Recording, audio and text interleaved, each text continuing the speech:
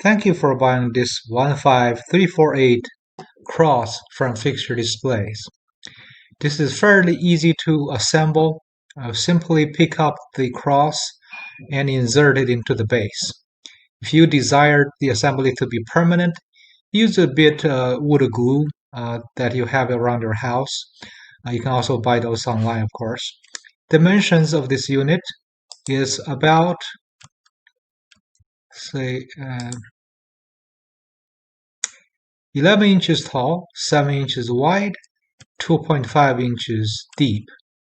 The entire unit weighs about 0.6 pounds. Feel free to subscribe, like, and consider leave us a good review. Thank you for shopping FixtureDisplays.